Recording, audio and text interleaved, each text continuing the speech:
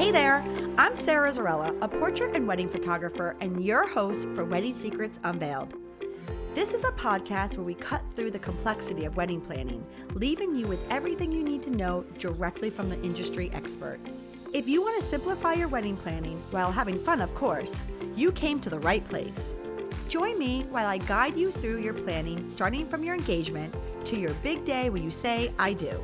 After photographing for over 20 years, I am sharing with you tips and tricks to cut through the excess noise. Because I believe from the moment you said yes, your planning experience should be a magical time in your life.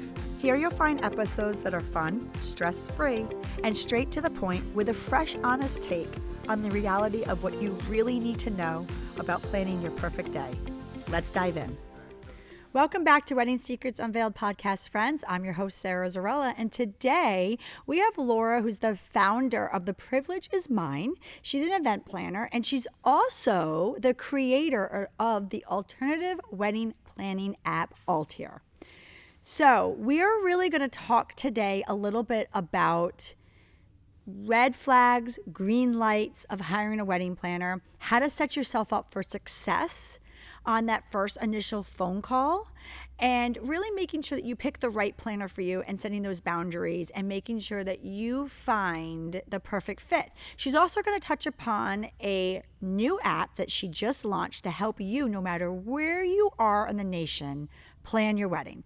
So sit back, relax, and enjoy my conversation.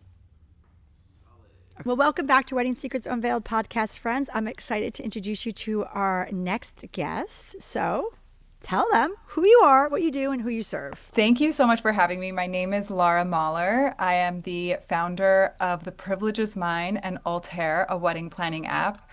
We serve couples who are in their wedding planning season of life here in New York City and beyond. And how long have you been doing this for? Oh my goodness, nearly a decade. So I started my business in February of 2016. So almost 10 years. It's crazy how it just creeps up, right? Yes, totally. All right, my friends. So we're gonna get right into it, right? So tell our listeners and viewers. So for our viewers, you can catch us on YouTube now. We're streaming on YouTube. So definitely check us out at the Sarah Zarella YouTube channel. But with that said, talk to me a little bit about wedding planning and the word stress. Okay. So like, what can we do to make it a stress-free process?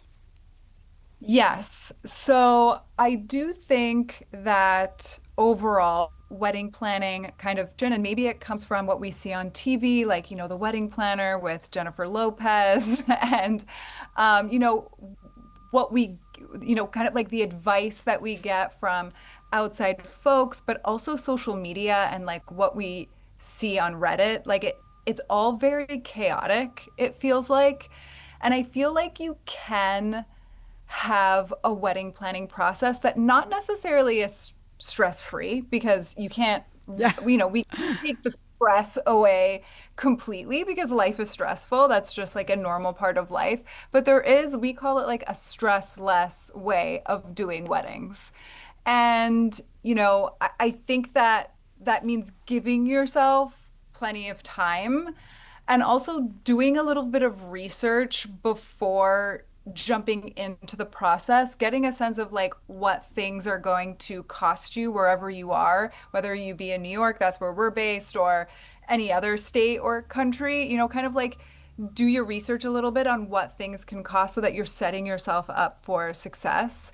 But I think ultimately, what is going to be your blueprint for wedding planning is really getting on the same page with your partner. I think that people forget that this is like a team effort. Like you have a built-in teammate in this process, and that's your partner. And people try to like do it alone all the time. And even if you don't have it in your budget for wedding planning support, you have a partner, you have a teammate. So rely on them to kind of delegate and sit down with one another after you get engaged and be like, what is important to you? What's not important to you? What are the 3 things that are non-negotiables? What are the 3 things that you are willing to negotiate on? what's really important to you? Do you love music? Do you love the food? Like you work on that stuff while I, take on this and really kind of divide and conquer. I know that some people feel very, there's like a control aspect to wedding planning as well, and people have a hard time letting that go. But use your partner for support, whether or not you have a budget for a wedding planner. So talk to me a little bit. Shoot it to me straight. Give me some real talk about, what clients don't see behind the scenes. This might be a hot take. I don't know, but All right, you I'd know what? like Let's do your hot take right now. All right. I'd like to think that when couples are hiring a wedding planner, they're understanding that they're not the wedding planner's only client, right? They are working with multiple clients throughout the season. And so, I think that when it gets prime wedding season, what couples don't understand is that they are also planning oftentimes anywhere from 20 to 50 weddings a year. Of course, sometimes with a team, but there is a way that the wedding planner kind of needs to organize their schedule. And I don't want to say that, I don't want to make people feel bad and say that there is a priority to weddings, but there is, right? Like if it's October and a couple is getting married in December, that December couple is going to take priority to the wedding that is in late 2026, right? And so our focus, our focus is depending on when the wedding is taking place. And I think that people forget about that. And there will be a time for every couple that they get that kind of like narrowed in attention. And I think that oftentimes it's forgotten that wedding planners are working on multiple projects at a time. The other thing that I think that is forgotten is that first and foremost, beyond anything, your wedding planner and your vendors are human beings. And like all humans, there's a lot that we come with. Some of us have families, some of us have hobbies and lives and partners. And it's kind of assumed that when you're planning, that when you're a wedding planner, that you're on call 24/7, responding to text messages at, 10 o'clock or at midnight. And I think that people forget that there is a time when a wedding planner shuts off. And I think that that's a good thing. I think that that also tells couples that they also don't need to be working on their wedding 24 hours a day, 7 days a week, that there should be moments where, they go on a date with their partner, they go out with their partner, and they're like not talking about their wedding planning. Like it's okay to not be working on it 24 hours a day. And so we try to model that as best as we can, for our sanity during busy season, but also to kind of model that for our couples. You just ended on such a great note. Like you try to model that for the couples. I got to tell you, I've been doing this for 25 plus years. We have a lot of event planners we work together, and you're echoing something that's very shared in your industry. Yeah. It's a very like you're. It's clearly a boundary line that gets easily crossed. I feel like in your industry because I'm hearing that a lot from a lot of wedding planners. And so I think what you just Yeah. said, you said something that I have never heard anybody say. It's really a great little nugget that you just gave our listeners and viewers, which is you're trying to model what they should do too. Like, you and your partner are in this together and it shouldn't consume your life 24/7. So you got to shut it down too. Just like as the wedding planner or event planner, you have to shut it down. Um, why do you, just on a side note, like, why do you, I hear a lot of people say what you say. In every industry, we always have our pain points, right? Like as a photographer, I can tell you what my pain points are and it's echoed throughout the industry. But in your industry, why do you find that happens a lot? Why do you find that wedding and event planners tend to feel like they need to remind people that it's not the only event they're planning? Do you find that I guess my question that I'm trying to say is like, Why do you find that the gray area happens a lot with your clientele? And it's not just your clientele, it's across the board. I hear event planners say this a lot. What happens there? Yeah, I think what happens is that I think the wedding planner I think the roles get a little blurred because I think that people feel like when they're hiring a wedding planner, they're hiring somebody that's going to do everything. And they're not necessarily wrong. Like if you hire a full service wedding planner, you are hiring someone that's going to take the lead on the work, right? And the tasks. But I think sometimes what couples forget is that just because you're hiring a wedding planner doesn't mean that you're not doing any work, right? In order for a wedding planner to complete a task or to finish the job, it requires information from the couple, right? We don't know your family. We don't know what they need. We don't know their dietary restrictions. We don't know if they need a wheelchair or an elevator. We don't know what you need. And so we are relying on the information that you're giving us in order to complete certain elements. So an example of that is, if you hire us for full service and design, we're going to ask you to fill out a design questionnaire and we're going to ask you to fill this out. We know that couples get a gazillion questionnaires. We know that. We know that they get a questionnaire from a photographer, from their florist, we know that they get a million questionnaires. And I know that it's annoying, but that's going to give us the information that we need in order to successfully execute any design, the starting point of a design, and the couple is ultimately the final decision maker in anything. That's really important to us. We don't want to take the process away and the decision making away from the client, right? It's their wedding. I'm not going to make the decision on, what florists that they should hire. Like that's on them. Like they need to be able to vibe with their vendor, and like we want them to, we're going to send them all the recommendations of people who we feel will be able to execute their vision within their vibe, but we rely on them to make the decision. um Another example that we find a lot is like the seating chart. They want us to help do their seating chart. And I'm like, well, I don't know your guests. Do you have family drama? Like, are they allowed to sit next to this person? There's just so many things that we just can't do. And I think that gets confusing where it's like, well, we hired a wedding planner. And it's like, yes, I know that, but that doesn't mean that you don't do the work. There are still things there's still information that we need from you.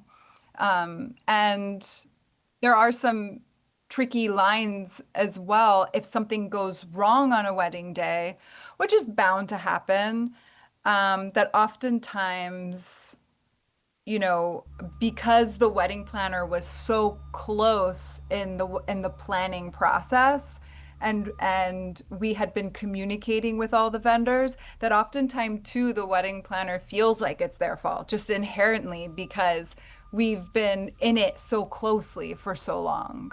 Yeah, I mean, I just was just curious of what your thoughts were because I find so many event planners just say like, listen, we're working with all of our couples. You're not the only couple, and when your time is up and it's there, we're going to give you 100% our attention, just like we're doing it with the other. And I just was curious if like, I had my theories of it, and I was wondering if I was right. Like my thought process was like, and I'm doing generalization here, but like, I feel it like, and there's always exceptions, please, listeners out there. But there's the client that's hiring their event planner because they really just don't know what to do, and they're so hands off, or their life is so busy, and they just want that wedding planner to kind of like take the reins and plan their wedding. Like you said, there's obviously certain things that like they can't, like they need from their client. Yeah. And then there's the ones that are like super type A, and they just want someone to help them with it. And so I was thinking that maybe, you know, when you are those people like really, really, really type A and just need someone helping, or like really, really hands off, right? Like when something comes in your thought process, you just, you know, you reach out to your wedding planner, no matter when it is. It's just to reach it out, because that wedding planner is someone that's super close to you and is your partner in the planning, obviously, than your other partner. So I was wondering if sometimes those lines get drawn that way, right? Because of Yeah. what you are to that person. But at the end of the day, you are just a person and it is your job. So if you're doing your job really right and really well, there should be that comfortability level, right? Where your client should feel like they can text you at like 9 in the morning, like 9 p.m. at night because a thought Yeah. came into them, you know? Yeah, you're absolutely not wrong. And sometimes it is just that. It is just like, oh, this thing came to my head and maybe the couple too is not like the wedding planner doesn't need to respond. I'm not sending this for a response. I'm just sending it because I need to get it off of my Right. mind so that I can sleep with ease or whatever the case may be. But I think that if you become a wedding planner or if you become in the service, like if you are in the service industry, you kind of feel like when you do get that message, you're like, oh, I need to respond right away. Yes. You need to Yes. like make sure that, and that is like a boundary that is really tricky because in my mind I'm like, I don't need to respond. Like it is 10 o'clock. Like I could be sleeping. But if I'm not sleeping and I'm just like sitting on that couch, for example, and I get this message, I can't just ignore it, like I have to respond. And then that starts a whole A conversation. whole thing. I don't know. I was just curious. It's just You're funny. absolutely not wrong. That definitely is part of it. All right. Well, with that said, right, back to our listeners. Sorry, I just may we digress. I just needed to. I am, doing my own little market analysis over here, I guess call it. But Yeah. anyway, what are some things that couples get wrong about planning, like their planning and their client relationship, and what are some things that you know they get right, right? Like what, like I guess kind of on topic, right? Is what what information or what suggestions could you give them to make sure that they create healthy boundaries with their wedding planner? This is a good question because ultimately, I think, when you're choosing a wedding planner, you're of course choosing a wedding planner because you love the work that you see, or maybe they were recommended to you from somebody else whose wedding you really loved. But ultimately, every wedding planner is you know, ultimately in the end, we are providing a similar service, but I think what we are selling is different. Like every wedding planner is different. And for us, like using myself and the privilege is mine as an example, we're really kind of marketing and selling ourselves on like a very kind of like human-centered process, right? What's really important to us is that we're building a relationship and a connection with the couple, and we're really centering our wedding planning process around the couple. Of course, we're going to help you with your linen choice and your napkin color choice and like all of the things that we need to do. But what's really important to us is that we are really like infusing and incorporating the couple into their planning. And what comes with that is honesty, transparency, kindness, like boundary setting. We want like to respect each other mutually. And so I think that ultimately, if you are somebody who is looking for a wedding planner, I think that um, you need to look for kind of look into your personality and kind of get a sense of like, okay, what is who will I kind of connect with? Because we're not everybody's cup of tea. Nobody, not everybody is going to go with us. But I think that ultimately you're looking for who you're going to vibe with, because in the end, we're all kind of like offering the same service. What you're looking for is a relationship with a wedding planner where you two kind of vibe personally as well. Because what might happen is you might be recommended a vendor or a wedding planner because your friend really liked them and they were great for them, but then in the end, they're not the great fit for you. And so recommendations are wonderful. Um, but sometimes what I see is couples will hire me and then they'll be like, oh, because you did my friend's wedding, great. And then they end up booking like all of the same vendors that their friend booked. Mm. And I'm like, yeah, but are they like the right fit for you? Like, you might love their work, but you're also going to be working with them for over a year. do you vibe with them? Do you connect with them? Like, do you like who they are, like as human beings? I think that for me, that's like a really important thing. Maybe for some people that's not, but I think that when people are coming to us, I'm hoping that they're signing on with us because of course they love our work, but they also like think that they could hang out with us, like that they like who we are because we're going to be spending a lot of time with them. So I think that, oftentimes I feel like what couples can get wrong is choosing a vendor maybe because they're just cheap. They're not that they're cheap, but like that they're inexpensive. And so they choose that vendor because they're inexpensive. And of course, everybody's budget is different. But I think what's more important is that you have a connection with them, and that's going to really lead to like a successful work relationship. Right. And then I was also wondering a little bit about like trying to help people along the way in regards to trying to figure out if they like their personality or if they find that they're a right fit. Because, we talk a little bit about like, do you vibe with them? Are they the right person? Just because they were right for your friend, how are they right for you? So maybe what we could do is when we get back from our break, right, we can talk a little bit Yep. about first consultations and giving people some tips and some strategies to help them with that first consultation to make sure that they find the right fit. And then let's talk a little bit about some red flags, some green lights that they can gain from hiring a planner. And then you got some fun, exciting things coming up with an app that we're going to talk about. So let's cut to a break and we'll be right back. I appreciate you being here. And hey, if you like what you're hearing, I encourage you to check out our website at sarahzarella.com. And don't forget, you can actually subscribe to this podcast wherever you're listening so you never miss an episode. And I would so appreciate if you left a fabulous review on Apple Podcast. Even better, share it with a friend. It's a great way to show your support. And now, let's get back to the episode.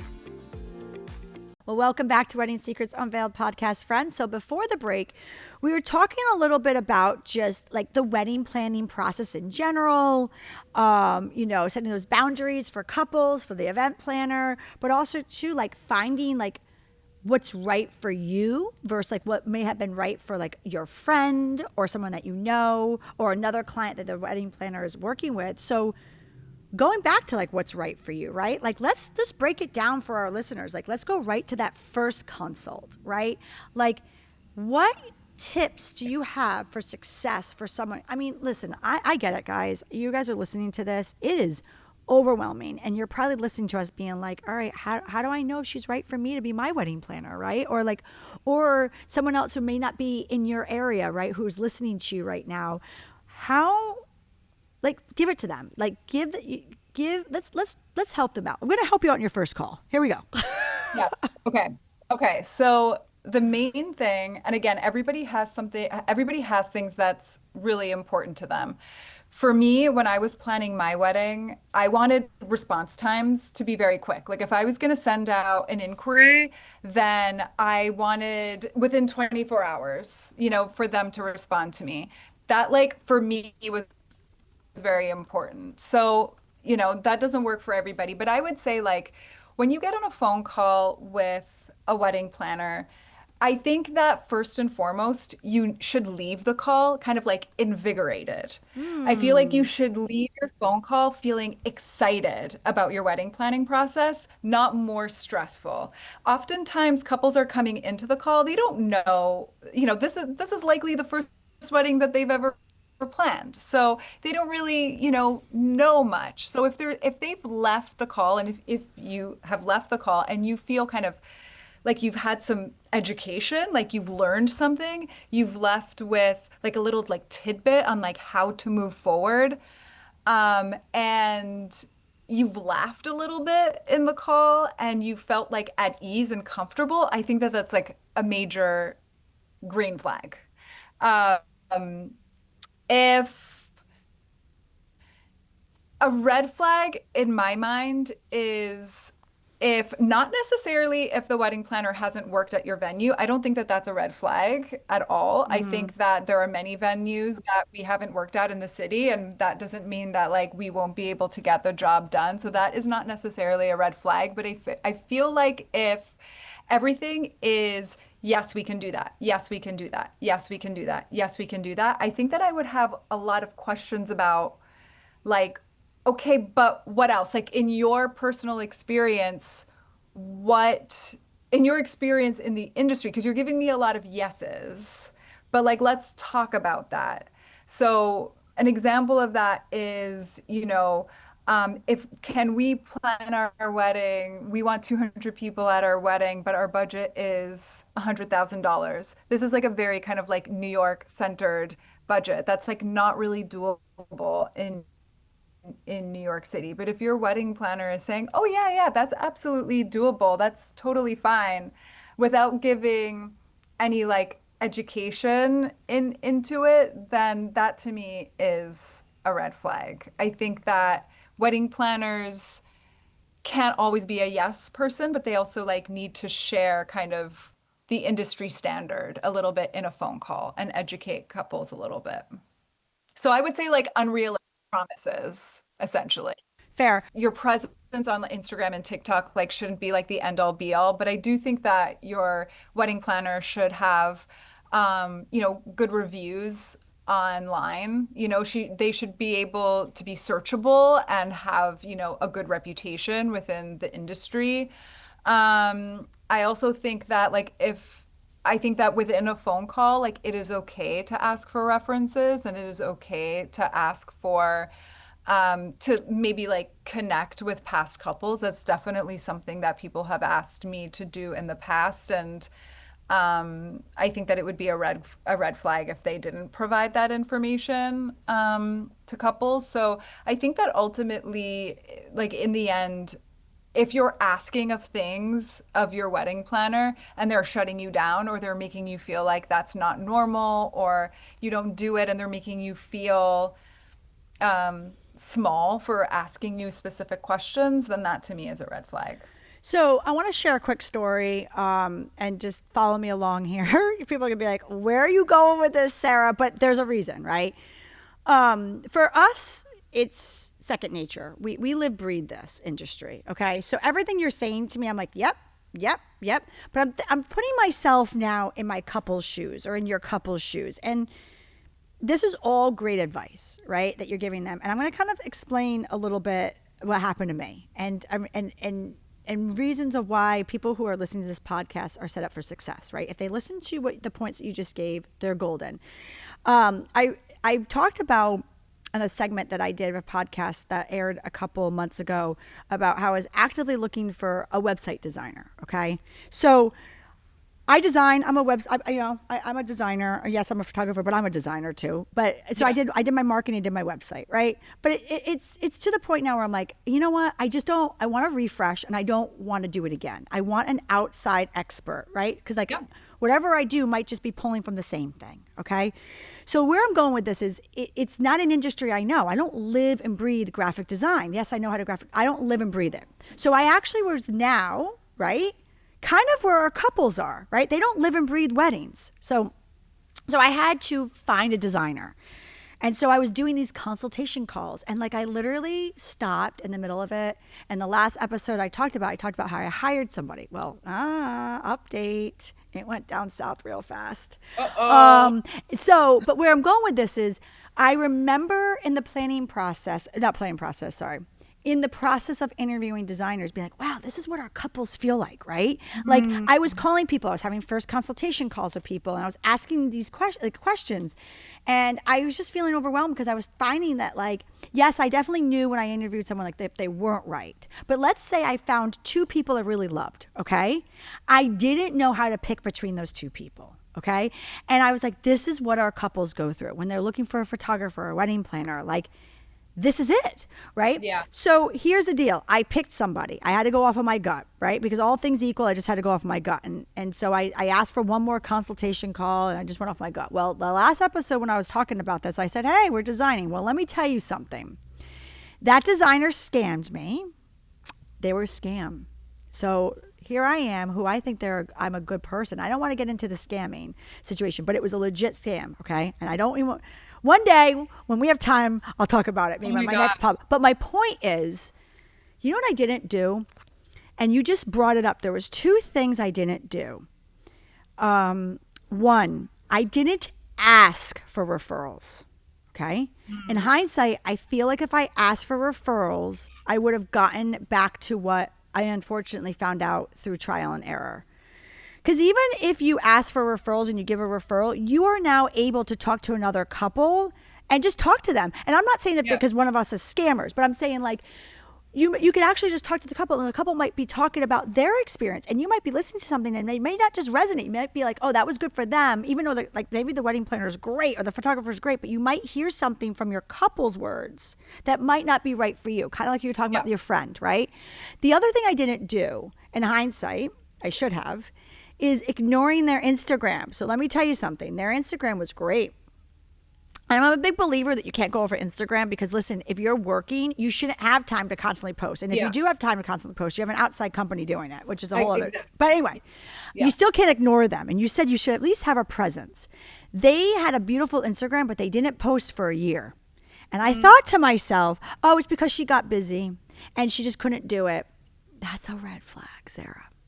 So my point is the reason why I'm sharing this story is, and maybe in other podcasts I'll share what happened to me. And in fact, I will do that, but I won't bore you with the details today. But I really want our listeners to listen to what you brought up. And I really hope that their takeaway is, please do ask for referrals. Please do look at reviews. It matters because now in hindsight, when I go back and Google this person for reviews, they don't have a digital footprint.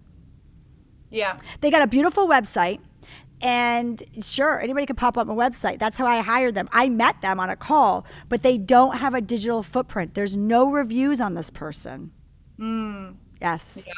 So anyway, with that said, another story for another day, but I just want our listeners to take away that knowledge of please ask for referrals, please read reviews, and please take their Instagram with a grain of salt. It shouldn't be the end all be all, because if you really shouldn't be living on Instagram if you're providing for your clients. We're, at the end of the day, we're all human, but they should have a presence. Yeah. All right. So before we get in a little about your hot take and your app that you're launching, can you talk to me a little bit about what to ask during the call so these things don't happen to couples? Yeah, I think a great thing to talk about is, an experience where like a wedding didn't go as planned and what you did to kind of like bring it back to life a little bit. Because, I think we can talk about, we get the highlight reel on Instagram.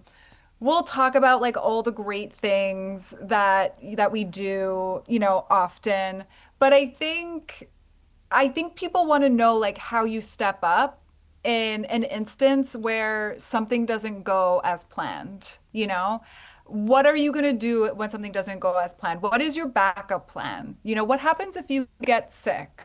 Do you have what is your policy, like your team policy? If something happens to somebody on the team, just kind of like understanding what those like plan B scenarios are, because life happens. And it doesn't, and in 10 years, it doesn't happen very often at all. I think that I've only not been able to attend a wedding once. And it was like in the peak of COVID because I had COVID. So I think, but since then, it doesn't happen often, but I think it's important for people to hear that in like a moment of chaos or crisis, how you can step up and take care of that for them. Yes. I love that. So, I'm just thinking back, and it's funny because you're right. It's asking those questions because that also opens up a dialogue, right? Because you're going through your questions and your checkpoints, and then it opens up a dialogue. So great tip. Ask them about what they did, that's something that didn't go wrong, and then you can hear those problem solving tools that they have, and if it doesn't resonate with you. One more thing, because if you are an experienced planner, you have those experiences. Let's not pretend that we don't have those experiences, right? Because you don't want to say to a couple, oh, everything has been perfect all the time. It's like, well, That's not true. Like, well, then what if something goes wrong at my wedding? Are you going to have the tools to like take care of that for me? So, if you are an experienced planner, you do have those experiences where things have gone wrong. So, you want to share those. Yeah, at the end of the day, are you a fight or flight person? Because that's Yeah. ultimately what you Yeah. want for your planner to be. Yeah. Because Yeah. there's always going to be something that's thrown at you that has not happened yet. That's part of getting Totally. the experience. All Totally. right, so drum roll. Tell us what is going on over there. Oh my gosh, so much is going on. So back in January, well, for this is a long time coming. I think back in COVID times, I launched like an online platform called TPIM Online, just to kind of like help couples plan their wedding remotely. And I've always envisioned it being an app. And last year, I tried to make it happen, and we launched something called it was like TPIM Online 2.0, and it was on kind of like a third-party platform, and it just didn't feel right. So we closed it down, and I had a very similar experience to you where I was like researching developers and was kind of like in that back end role.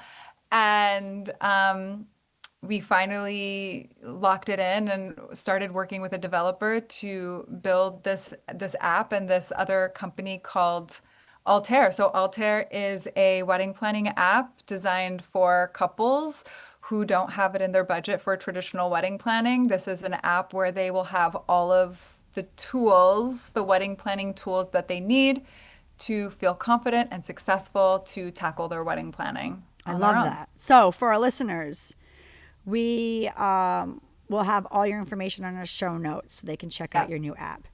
All Cool. right. So before we get into the wrap up question, Yes. what is your hot take? My hot take is that Reddit on Reddit feeds off of chaos. I love that. Fair. It's a place where people go to because they just want to hear like negative stuff that goes on. And it's such a stressful place. It's stressful for me. I don't know how you feel about Reddit, but I get stressed. All right. So I love it. I love your hot take. I love it. I love it. Love it. Love it. All right, girl. So give it to me. The wrap up question. We'll do it a little bit of a bullet point. So, what are some like key points that couples should be asking their wedding planner to make sure that they are inquiring with a company that's professional and that will really help them have a stress free wedding planning? Kind of what we've been talking about, but just kind of Yeah. give them those three quick little pointers. Yeah. So, three steps. Once you send out the inquiry, if they respond quickly within 24 hours and 48 hours, I would say that that's a green flag. When you get on the call with your planner, if they're making you feel comfortable and they're not kind of like judging your ideas, they're listening to you, they're asking questions about you and your partner, and you leave the call feeling rejuvenated and excited about your wedding planner or your wedding planning process, that is also a green flag. And if they're making you feel comfortable enough to ask the questions of references, referrals, reviews, these are all great things as well. And then once you get into the wedding planning process, there will be moments where kind of like communication might slow down, like as you get into busy season and things like that. But if your wedding planner is continuing to check in on you, like at least once a week, like saying like, hey, like just checking in, it's crazy busy season, but I'm thinking about you, like these are all green flags. I love it. So, for our listeners, don't forget we're on YouTube now. So, definitely listen to us on there. But I want to thank Laura, you, for joining me on this week's episode of Wedding Secrets Unveiled. You helped all of our listeners become one step closer to a stress free planning. Please, everybody, including you, rate and review our show. But can you tell our listeners where they can find you? Yes, so they can find us at TPIM Weddings on Instagram and TikTok, and then at Join Altair on Instagram. Love it. So, okay, so like I said, for our listeners, I will have all of the information and contact information on our episode show notes, which you can find on our blog, which is at sarahzarella.com/podcast. So thank you so much. Thank you so much. This was fun. Yay. Thank you. Thank you for listening to Wedding Secrets Unveiled. I appreciate you being here. And hey, if you enjoyed this episode, I want to tell you something. I encourage you to check out our website at sarahzarella.com. We love photographing while having fun, of course. Check out our podcast page on our website for our show notes, along with upcoming episodes with your local wedding experts. Listen in as we help you plan your epic event. And don't forget that you can actually subscribe to this podcast wherever you are listening so you never miss an episode. I would so appreciate if you left a review for us on Apple Podcasts. Even better, share it with a friend. It's a great way to show your support and let us know what you think. If you know any wedding experts that would like to be a guest, we have a link directly on our website where they can let us know. Thank you for listening.